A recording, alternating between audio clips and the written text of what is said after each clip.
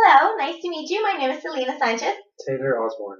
Hi. Hi. So, did you have any trouble finding the building? No, I'm very familiarized with this. Okay, that's great. Awesome. I'm glad you're here. Let's walk over to my office, and you're welcome to sit wherever you like. Okay? Okay, thank you. Would you like a glass of water or a cup of coffee? No, that's fine, thank you. Okay. So, is Taylor the way you want me to address you, or would you like for me to address you differently? Taylor's fine. Taylor's fine? Okay, so then Taylor it is. So before we start, I would like to tell you a little bit about me. I got my bachelor's degree in psychology with a minor in forensics from Texas A&M International University in Laredo, Texas. And I then moved to Houston, Texas, and I got my master's in counseling from Houston Baptist University.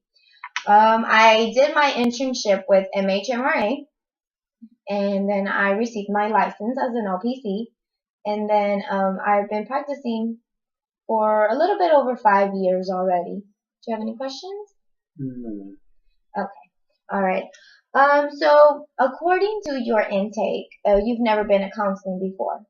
Right. Right? Okay, so let me just give you a brief synopsis of what counseling is. Counseling is a very powerful and valuable opportunity for healing and growth. And in order for this to work, we need to collaboratively work together. Okay? My analogy of counseling is we're in a car. So I'm the driver navigating the car and you are the passenger, which you're telling me what direction to take, okay? I'm only going to serve as a guide to make sure that the drive is smooth. Okay? Okay. All right. So this first session is going to be different than future sessions because it's more of an interview. I want to get to know you and know about you, so I'll be asking you a lot of questions. And you'll be telling me a lot of very important information, so I would like to write that down. So I would like to ask for permission if you let me write down my notes while we're in session. Is that okay? That's fine. Okay, good. Thank you. So I want you to be comfortable with me.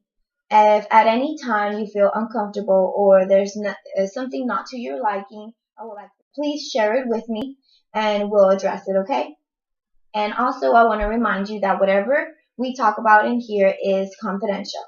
The only way that I will breach confidentiality is if I suspect any harm to self or to others. Okay?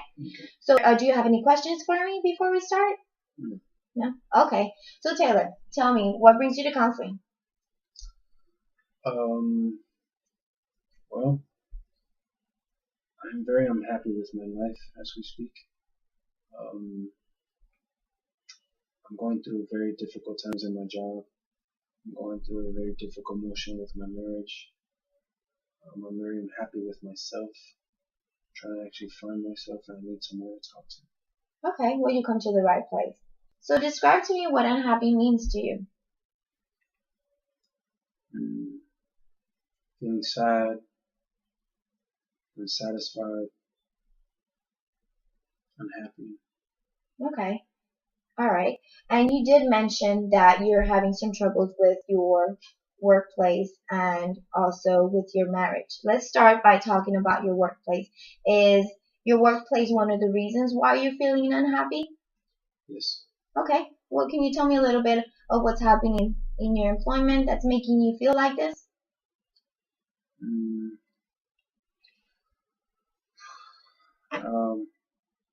Well, I've been working with GNC for about 10 years now. Okay. My supervisor takes advantage of me, takes advantage of my loyalty to the business. My pay is not enough for me. I've been there for 10 years and I haven't gotten one promotion. While others do, and they've been there for a shorter amount of time.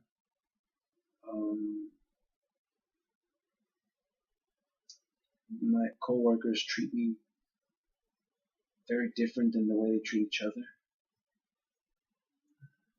That's about it. Okay. So what you're saying is that you feel dismissed, that, with your supervisor, that he is not acknowledging everything that you do and the time that you've been working there, right? And you feel that you're being treated unfairly and they're taking advantage of you in a way? Is that right? Yeah. Okay. Right. So, have you talked to your supervisor about this? Yeah. You haven't? What is the reason why you haven't asked your supervisor? Well, I feel like if I do, they won't take me serious. Um, when I try to give an opinion, it's never being considered. That's mostly why. Okay, so you think that if you let your supervisor know how you feel, he would kind of criticize you and, Reject my opinion. reject your opinions? Okay, all right. And since you've been there for 10 years, was it like this at the beginning when you started working with them? Yes, when I started within the first 2 years, um, it was very hard for me. I caught up with quick on everything, and maybe because of that, I guess they started to take advantage of the fact that I did my work and they piled on me with work, and I accepted the work, and I just keep accepting the work after that, just me being honest and loyal to the business for this, so that I can, one So, day come up. okay, so you were trying to, set a good impression. I am a hard worker. I'm going to prove myself. I can learn and stuff like that. I can do everything. But now you feel that after you proved yourself, that they took advantage of you. Is that right? Right. Okay. All right. And tell me about your relationship with your coworkers. You said that they treat you unfairly, right? Can you give me an example of how they treat you unfairly? Apart from what they do with their tasks, um, I'm never invited into the social groups. Um, I'm never, I'm never really communicating with them on a Okay. day-to-day basis. I'm mostly alone. While they're all together in one side, I'm over here doing my work by myself in another. And that's including the supervisor. Um, they do pranks to me. Um, they make me feel like if I'm not one of them. Okay. So you said one of them. What does that mean? A part of the group. Part of their group. Okay. All right. So, have you ever tried to socialize with them and be part of their group? Most of the time that I do try to socialize, I really can't because of the work that I have on hand. Okay. So you're always busy. Plus, they're giving you their workload as well, so you're always on the floor. Taylor, have they ever invited you to be part of them or maybe to get together with them at work or any other places? No, They've never? never. Okay. Earlier you said they played pranks on you. What type of pranks? Can you give me an example? One example that they did to me was, I guess they brought in a decoy. Um, we have goals in our departments, to make the most in ourselves. And they brought in someone that was a fake client, and I actually sold this big deal, big contract with them, and it turns out that it was a fake client. I actually found that out later on when they all started laughing at me. And to me, I thought that was the breaking point. I thought that I actually did succeed in something and that I was going to move to the next step in my career. But it wasn't that. It was actually the opposite. Okay. So in this situation, they went as far as to get someone to come in and then it was all fake and you turned around and they were laughing at you. How did that make you feel when they were laughing? It made me feel very bad. Awful. I can see that, you feel hurt. You still feel hurt to this day. Yeah, it was unfair. Yeah. I'm very sorry to hear that. You did mention earlier that there's another issue that concerns you, and you said that it was your unfair pay. So tell me a little bit about that, about your unfair pay and why it's an issue. Uh, well, as you know, I get paid $12 an hour, and also it's also based on commission. Most of our income is based on our commission. Okay. I've been there for 10 years. There's people that have been there that barely started, actually between 4 and 5 years, that already have gotten higher salaries, and I've gotten the most commission sales in my department. Um, this actually is a big problem to me because not only it's affecting me, but it's affecting my family as well. Um, my wife has to put more hours into work, into her own job, and it causes more stress to her that I don't make enough to feed the family. Okay. So you've been working at GNC for 10 years already, and you've received no promotion, and you received no raise, and there's other people that have been there for less years than you, and they've already received a raise.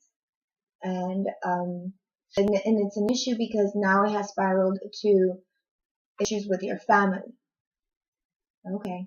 And your wife has to work a little bit more to help out pay the bills and stuff like that. All right. Um, have you talked about this, about getting a raise from to your supervisor? I actually, there was once where I did express my feelings to my supervisor and letting him know my situation at home, letting him know how much work I've actually implemented into this business, this company, um, and still. So he just ignored your request. Okay. So you mentioned your wife and that she's very stressed that because she has to work a little bit more. Tell me about your relationship with your wife. Um, well, we constantly fight all the time about the same issue. Most of the time when I do get out of work here, I actually go to a bar and take a few drinks. Sometimes I come home a little too over the top, and the main reason why I do that is just to avoid the arguments that we're gonna have at home. And when I do get home, actually, we end up arguing about the same thing. So actually, that was for no use. Okay. So what you're saying is that because of this issue, you're not making enough money. There's more problems at your house because she demands for you to make a little bit more money and to change jobs practically, right? Because she wants to work less as well because it's becoming a stress to her. So you go home and you all you guys do is argue. Is that correct? Right. So what you do to avoid that is you go to the bar after work and you drink until you can't remember, or what happens? I usually drink to forget things, um, to avoid things, to just get home and not even think about the situation. Okay. And drinking alcohol as a coping mechanism for cope with all the issues occurring at home and stuff like that, right? Okay. All right. And then you go home, another argument, you're drunk, and your wife doesn't like that, right? Right. Um, well, I noticed a change about 3 weeks ago. Once my son started college,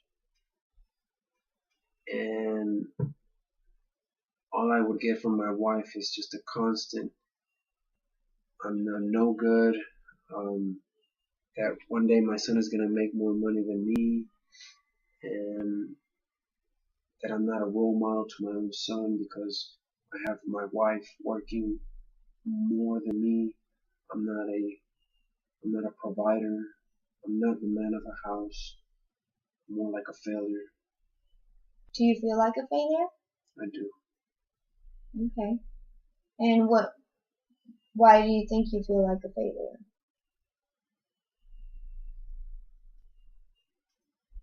Because I just don't do enough for my family. Okay. When you say enough, um, what does that mean? Because I do see that you work all the time and you're trying to provide for your family. So what do you mean by enough? I feel like I don't bring enough to the table. Okay, do you mean money? Money, support, um, time. Okay, so you think that bringing money to the table will make you a little bit more happier? Yes. Okay. And why is that?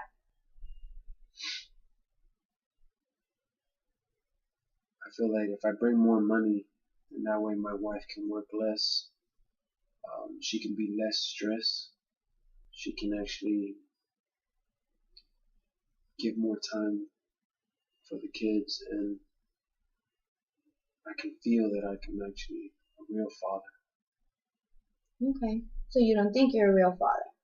You Okay. And you also said support. Tell me about support. How are you not there to support your family? Well, I work constantly, and I'm always trying to do overtime so that I can get paid a little bit more. Me working overtime means that it's more time that I'm at work and less time that I'm at home. Um, that means that I really don't support my wife, nor do I support my kids when it comes to time. Okay. And then you also mentioned that after work sometimes you go to the bar as well and go drink. So that's also another reason why you're not there to support them? Right. So I Okay. get out of work late and I just go straight to the bar around 11, 12ish. I get home till 2 in the morning. Yeah. Okay. What do you gain from going to the bar? Knowing that your family needs you and stuff like that. What do you gain from going to the bar? Does it help as a distraction? Distracts me a little bit from my problems. Okay. Yeah, you earlier you said, you use it as to cope with whatever's going on. Um, but let me ask you this, after you get drunk and after you come next day, is the problem gone? No. No? Okay. Yeah, I just wanted to figure that out. Um, so your wife has to work more hours and she's stressed about that. She wants you to she wants you to get a better job and make more money. So and all these arguments started since your son started college, and your wife has been telling you, you should be the role model. You should make a little bit more money. Once he graduates from college, he's gonna make more money than you, and when you're supposed to be the one on top of your son because he has to look up to you, right? Is that why your wife has been arguing with you? Yeah, especially now that school's very expensive. Okay. Yes. Definitely. Alright. So I did see here that in your intake, not only is your family concerned of your alcohol usage, but you also said that you're concerned of someone else using excessive alcohol. Can you tell me about who you were referring to? My mother. Oh, your mother. All right. Can you tell me about your mother? Guess I started to noticing that when I was in my childhood. Um, there would be a lot of problems within my household. My father was very an abusive um, person when it comes to talking very aggressively to my siblings, and my mother. And I guess my mother used to drink a lot for that same reason. Okay, so you're saying that your father was verbally abusive towards you guys? Yes. Okay, and you did see your mom drink a lot of alcohol. Would she do anything else while she drank alcohol? Would she say why she was drinking? She would never really tell us why she was drinking, Hmm. but we did notice it. Okay, what did you notice?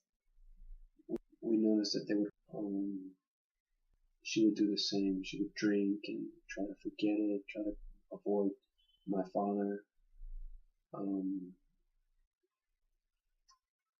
but again, the avoiding was never really done. It was always there. The problem was always there. Okay, well, what do you mean? What problem was always there? Well, I actually never disclosed this with anyone, but there was this one night where my mother did get really drunk, and she said to me that my father was not only abusive to her at some point in her life, but also cheated on her. She told me when she was actually drunk. Okay. And crying. Anyone else knows about this? No. So your mother accidentally told you whenever she was very, very drunk and when she was crying that your father had cheated on her. Did you ever confront your father? No. No? Did your father know that you knew? I think he had an idea. Okay. Why do you say that he had an idea? We became very distant. A little bit about why you think you guys became very distant. I would kind of ask him why was the reason that my mom and him had so many problems, and if there was anyone else involved. And that's when he would tell me no, and he would scream at me, and it was a very guilty feeling that he had, I think. And the more guilt that he felt, the more angry he was towards us. Okay. Yeah. So how would you describe your relationship with your father? Um, Despite, this, when you confronted him and asked him why were all these arguments, how was your relationship with him?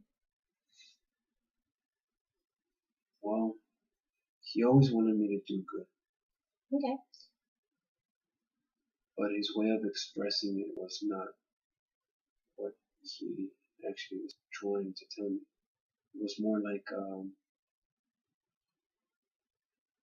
he was very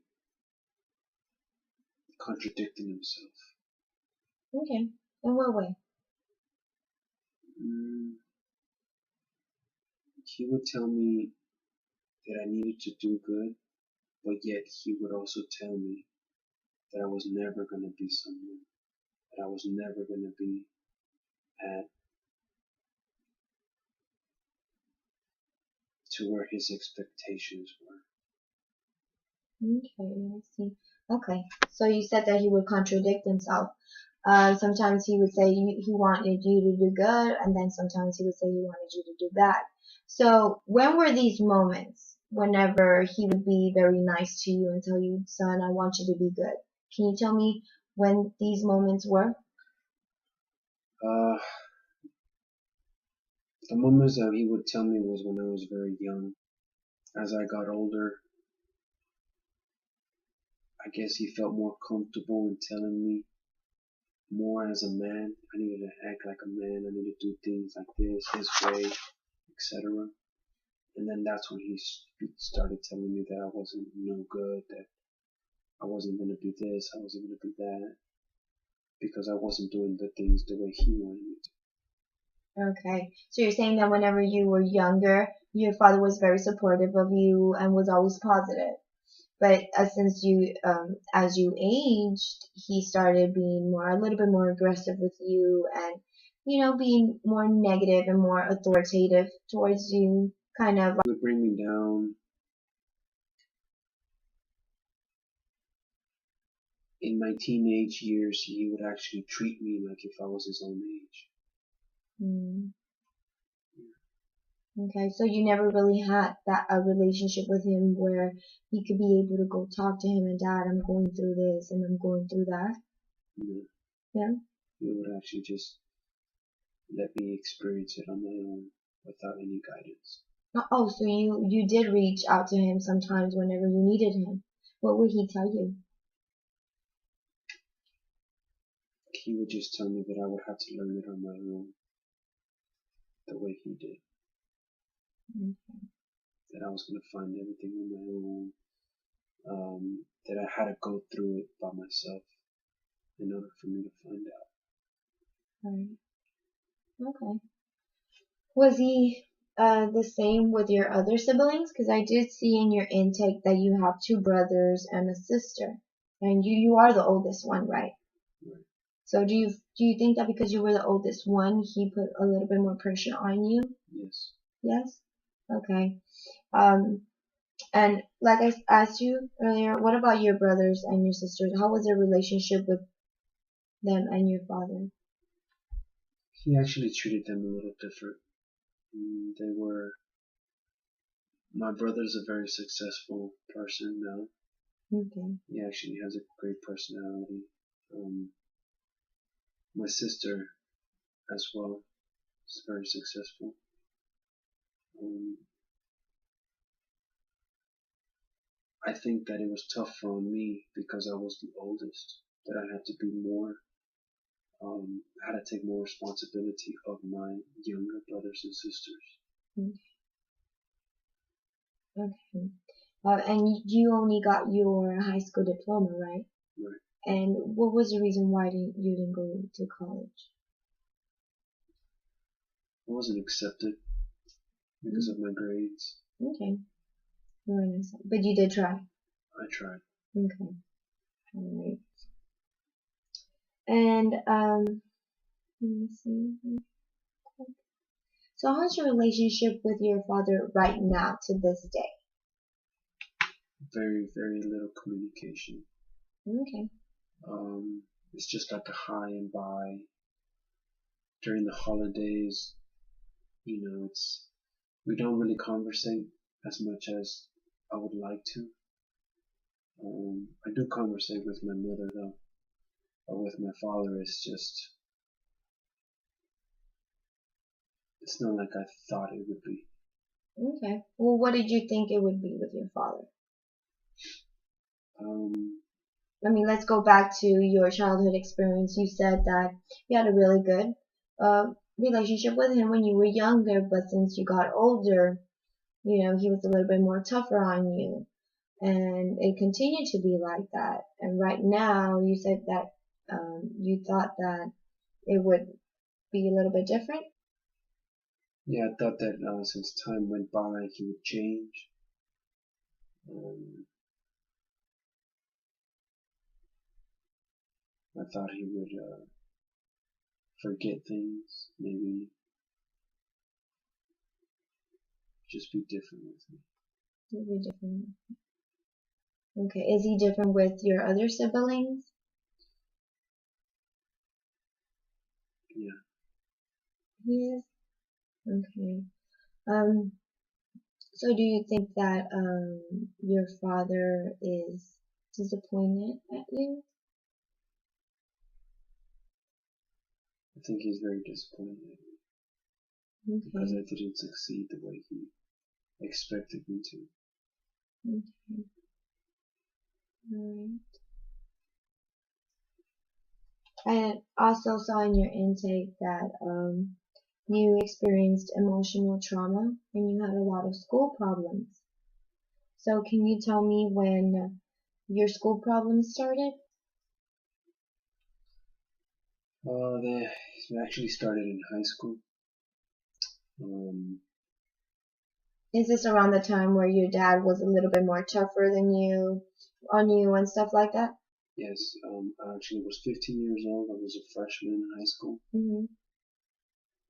I was going through the worst time of my life with my parents. My mom was going through a depression. My dad was very abusive. Um, I was very quiet. I was very sad.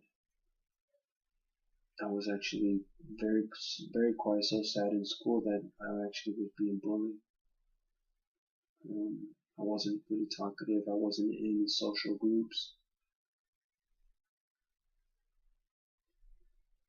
I was alone, and I hadn't really no one to talk to. No friends. Okay. So this is also around the time where your mom told you your father had cheated on her?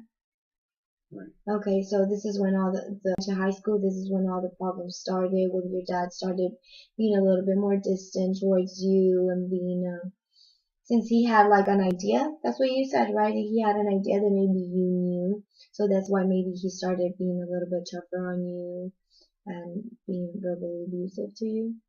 What are some of the comments that your father would tell you, other than you said he had told you that you're never going to be anything? Well, when it came to me asking him if there was anyone else involved in the situation between him and my mother, Mm-hmm. he became very aggressive towards me. He thought that I was trying to find out something, and his guilt trip was Mm-hmm. becoming more aggressive towards me. Okay. He started to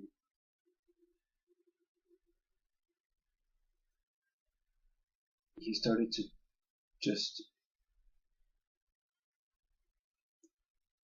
I'm sorry. He started to throw his frustration at me by name calling me, um, giving me less attention. He thought that I was picking sides when I was just trying to find the solution of the problem. Okay. So you think that because you questioned your father, that kind of triggered him to be like, okay, he knows something, or he's trying to, pinpoint that I am the bad person here, Uncover. to uncover his secret. Right. Areas in school did it affect you? I really never had friends. I wasn't doing good in school. My teachers would try to talk to me, but I would avoid them. Okay. Why would you not have friends? I was a very quiet person. Were you embarrassed of what was happening with your family? Yes. You were? Okay. Mm. Is there any other family members that maybe you feel that you could have talked to when you were in high school? Things that you maybe enjoyed or being with? My uncle actually, he was the only person that actually reached out to me. Okay. He was actually the most supportive person for me till this day. Earlier in my childhood, he would actually take me away from that atmosphere. He would take me out bike riding, hiking. We would go um, play basketball. He would actually encourage me to do all these sorts of things Okay. so that I can actually not be thinking of what was going on in my own home. Okay, sounds like you really enjoyed going with your uncle and distracting yourself from everything that was going on. Yeah, I really saw him more like a father figure than my own father. Okay. So because he gave you that support that you needed? Okay. Right. Did you ever talk to him about the situation that was going on at home? Yes. Did he give you any advice? He really couldn't tell me anything because he didn't want to get involved. But I actually would tell him exactly how I felt. And I would cry to him.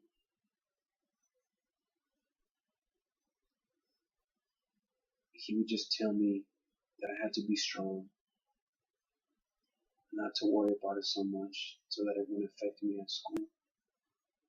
But that was very impossible for me. Okay, so disclosing yourself and telling your uncle how you felt, how did that make you feel at that moment? It made me feel very relieved. Relieved? I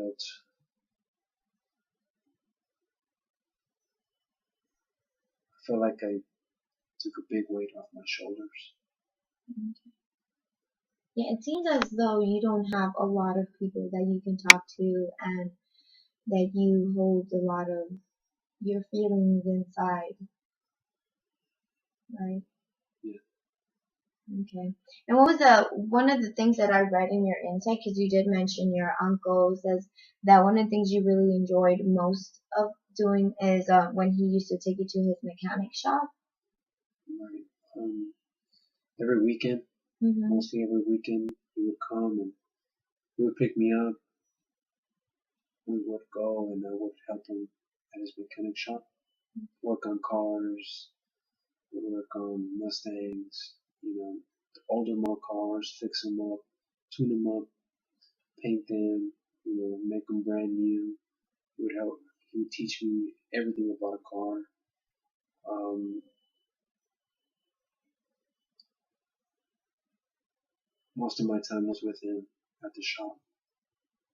And did you really enjoy working on cars?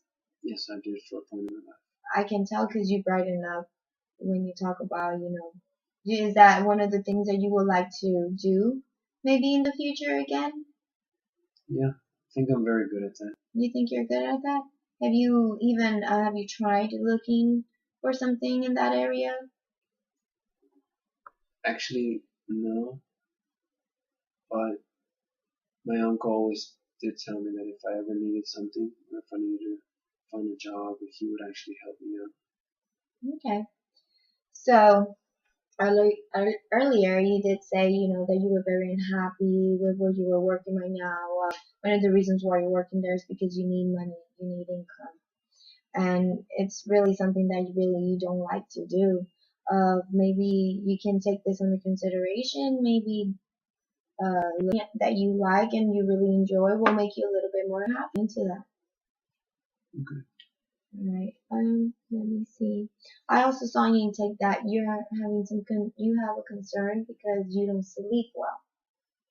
Yes. Ever since I was a little kid, when I used to hear my mother and father argue, Okay. I would be awake at night for hours till about 3:30, 4 in the morning. So I never really could go to sleep because of that. That would happen for 5, 6 years. And to this day, I really can't really sleep at night. It's really hard for me to sleep. I wake up with nightmares, dreams, and it would just be about constant arguing. Okay, so is it hard for you to fall asleep or to stay asleep? It's hard for me to stay asleep. To stay asleep. So there's no problem you falling asleep. Right. So the problem is that you can't stay asleep, right? And you say you have constant nightmares. Are these nightmares um, go back to the arguing with your parents? Most of my nightmares are about my dad. About your dad? Okay. And can you tell me give me an example of one of your nightmares?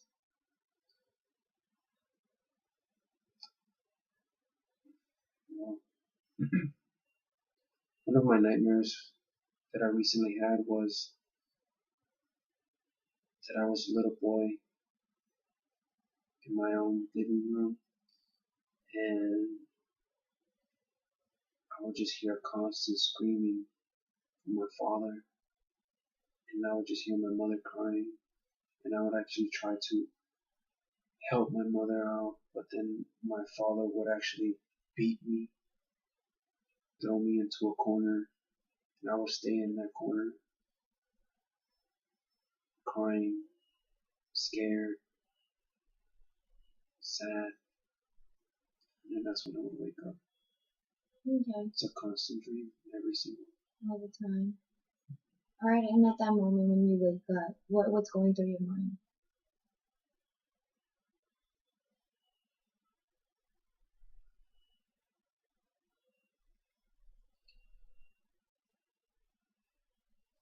that everything at home is just still the same with my family. Okay, you think the problems right now are still the same with your mom and your dad? They're still fighting, or are they still going through some issues? I think they have progressed, but I think their relationship now is